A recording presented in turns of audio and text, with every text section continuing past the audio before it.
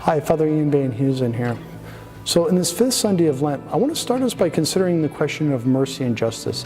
I think one of the big challenges that we have in contemporary society, in contemporary American churches, there's been this emphasis on mercy, but it's often at the expense of justice, that people aren't grounded in the sense of the importance of the law and the importance of justice. And what I found is, with this profound lack of justice, what's come in place is a kind of tyranny of personal preference. Where there's not the rule of law, what we do is we kind of make stuff up as we go along. So when justice does not reign, we prefer what makes us comfortable or what makes us feel good. And that's where injustice begins.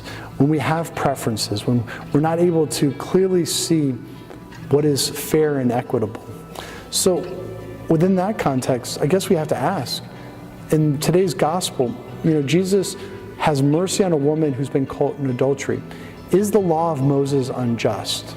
That's the first question we have to ask. I think, first of all, we have to recognize that there's perhaps a development in law that Jesus sets forth. So Jesus doesn't completely abolish the law, he fulfills it, as the scripture says, but his fulfillment and the liberation brought through Jesus allows for a development in society. Our modern understanding of law, our modern understanding of a legal system, is very much the fruit of the reflection on how Jesus interprets the law. So I would say that the Moses law and how they approached adultery was incomplete.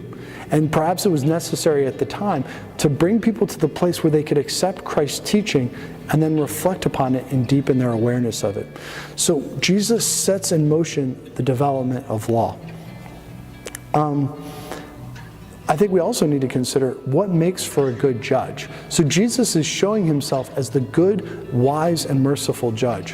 What makes for a good judge? So a good judge doesn't set aside the law, but rather recognizes the intent of the law and is able to weigh particular cases in particular circumstances. This is why the law always needs a judge to apply the law in given circumstances. So Jesus is the wise judge. He looks at the circumstances and he says with this woman that she would be best served by not stoning her to death, that she's penitent, that she has that lowly heart. He sees in her the ongoing conversion.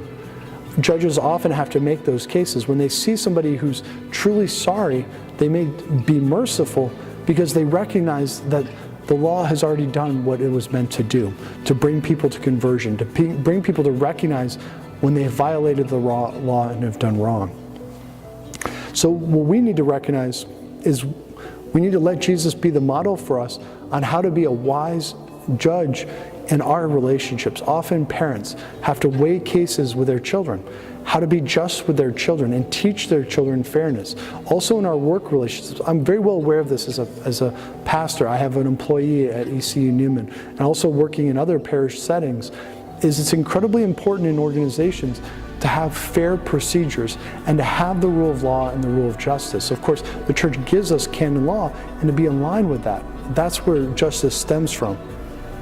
So to be truly wise in our leadership roles, we have to be able to be just and to follow the law.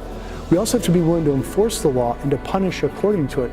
And then we have to have the wisdom to be able to sometimes set aside the law and be merciful in some cases. Both of those things are required of a strong leader. So I'd ask you to consider that in your roles.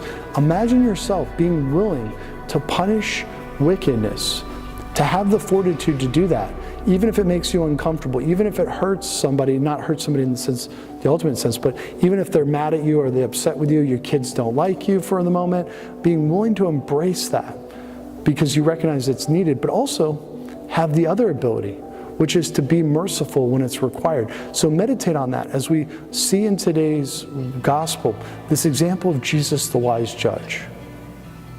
Amen?